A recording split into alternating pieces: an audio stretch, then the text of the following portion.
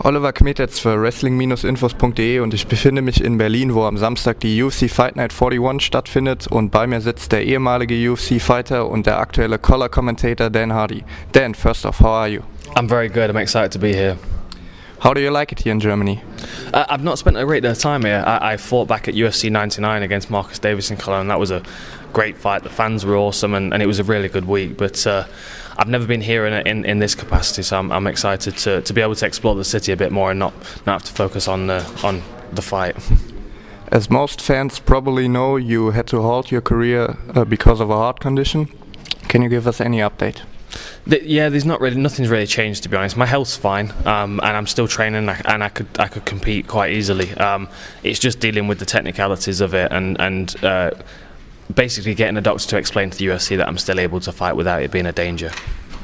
Is there any chance you might come back to the octagon? Yes, I plan on it. I would like at least 3 more fights just to kind of finish my career on my terms and go out how I want to. But I'm not in a position to be fighting for the belt anymore. I'm not interested in that. I'd just like a couple of super fights against guys that I'd like to fight or the fans would like to see. You're now working as a color commentator for the UFC. How do you like your new job? I like it a lot. It's a different challenge to fighting. There's so much more research to do. Obviously, when I'm fighting, I've got one person to focus on, and it's very easy to be obsessive about that one guy. Whereas on a card like this, I've got 20 guys to research. It's a lot of extra work, and it's very easy to get confused. Get the guys mixed up. But I'm finding a rhythm with the research now, and I'm starting to get a process together that works for me. So just got to keep making notes and keep watching the fights and try and forget that it's work and just enjoy it as a fan. That would have been the next question. How do you prepare yourself for a quote-unquote smaller event like the one on Saturday? Just a lot of research. We get a pack of videos sent over to us that we get to watch, and then a lot of it is just kind of browsing the internet, finding information about the guys that are on the card. Because with the EMEA events, we're getting a lot of UFC debuts from various countries that we're going into. So there's lots of new fighters that we've not heard of before. I mean, obviously, Munoz, Musasi, I'm very familiar with both guys. I'm a fan of both guys. Whereas earlier on in the card, we've got a lot of guys making their debuts, and that's difficult because sometimes we can't find any fight footage of them online, and if we can, it's very poor quality, and so that can be quite difficult, and that's a new challenge for me because everybody I've fought up to now in the UFC has been a UFC fighter, so I've got a whole bunch of stuff I can research from. So it can be difficult, but fortunately I have John Gooden at the side of me, and he's very, very good at doing the very, very deep research and the good interviews with the guys. So we're getting there. You're still posting training photos on a regular basis. How many times a week do you still train? I'm still training every day. Every day I'm active. I'm doing something. A lot of the time it's work on my own. I'm doing a lot of shadow boxing and bag work just to kind of keep sharp, and then a lot of strength and conditioning and yoga. I'm doing a lot of stretching at the moment, trying to kind of rebuild my body, rehabilitate it, and get the flexibility I've always wanted. Yeah, I saw it on your Instagram account. So, what's the best part of being a non-active fighter? The best part? Well, there are a lot of good things about it, to be honest. That's a question I've not been asked before. Not having to worry about my diet all the time, that's nice. Not having to check my weight every morning, that's nice. Not waking up in the morning and knowing that someone's going to punch me in the face at some point, and that day's nice. There are lots of good things about it, but there are lots of things I miss about it as well. I miss the adrenaline rush, and as much as I love this job, there's not the same fulfillment out of doing a good job in commentary as there is knocking somebody out in front of 20,000 people. That's a huge adrenaline rush, and I do miss that. But I'm enjoying this. I'm enjoying this process of training now. I don't have to train now. It's not a job, and now I don't have to prepare for a fight. I don't have that single-mindedness that I did when I was in my career. It's much easier to enjoy every day and to wake up and explore the possibilities of what I can do instead of waking up and knowing my schedule and knowing what I'm eating for every meal of the day and what time I'm eating. That can get kind of monotonous and a little bit boring at times. So, what's your weight as of right now? My weight's quite light. I've been changing my diet quite a bit. I've taken a lot of animal products out of my diet, and with all of the hot yoga I've been doing, my weight is down to I was 82 kilos at the moment, so that's the lightest I've been in a long time. You know, I used to walk around well over 93 kilos when I was competing, and my body feels so much better now than it did then. And the idea of going back to that weight and then having to cut down to 170 to welterweight, I wouldn't do it now. I would stay very much close to the weight and rely on my speed and my technique, which is really what got me through most of my early fights. Early on in my career, I didn't have the time to be gaining weight and then cutting weight because I was fighting at least every month. So I was walking onto the scales pretty much and not cutting a lot of weight. Whereas with the UFC fights, we have so much time between that I can be a professional athlete. I can do all my strength training and gain the weight and be big and strong and then cut down. And I think that took away from my fighting style to a certain extent. I rely on speed and agility, and I think that because I gained a bit more weight than I needed, it took away from that. Can you give us your take on Matt Brown, because a lot of people think his current streak is comparable to your run before your title fight with GSP? I think he's actually a more legitimate contender for me than me, to be honest. He's won his last 7 and 6 by stoppage, and he's not fighting anybody. He's beating good guys. The only guy he beat by decision in his last 7 was Stephen Thompson, who's a very elusive and very talented kickboxer.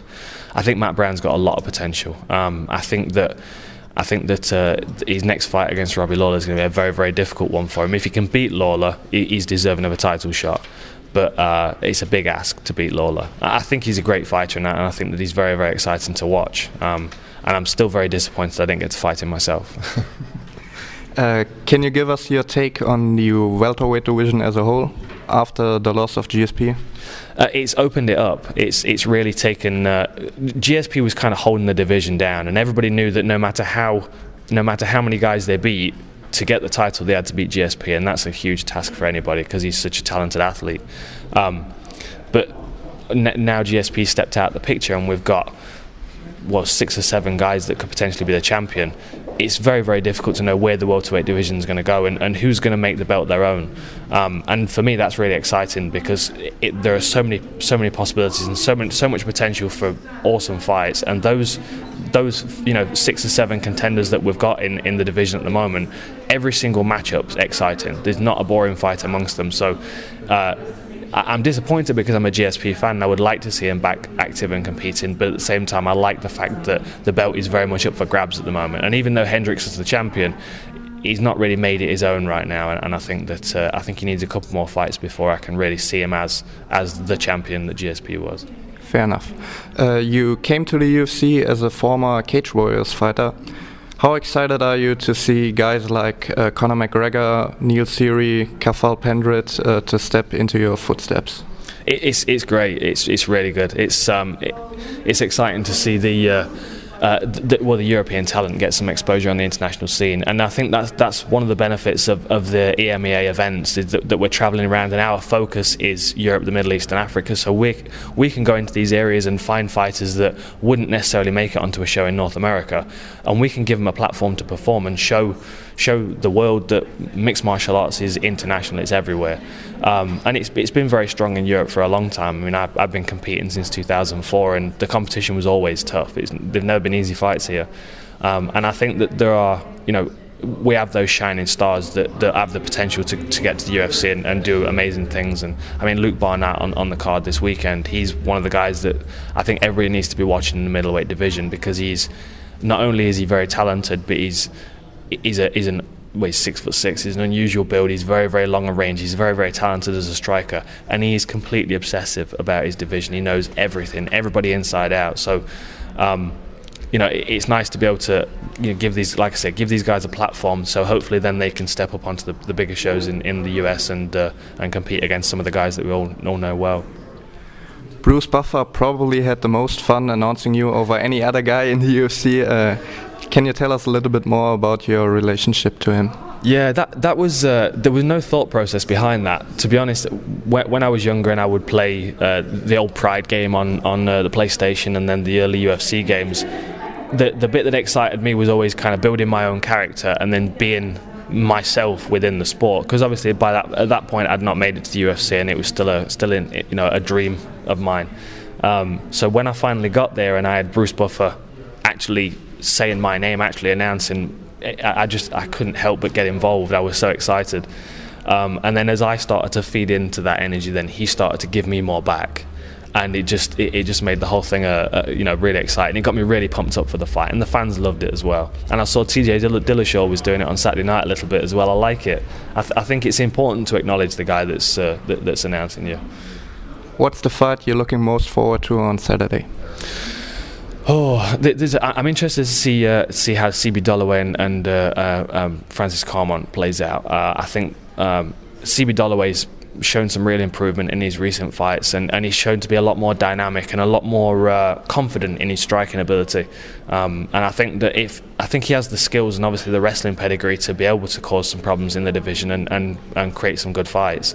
But at the same time, Carmont is a very, very exciting fighter. I've trained with him in Montreal, very, very talented, and also has the potential to go on and be a champion. At the end of our interviews, we always have a little word association game, so I'll give you some terms and you reply with the first word that comes to your mind. Okay.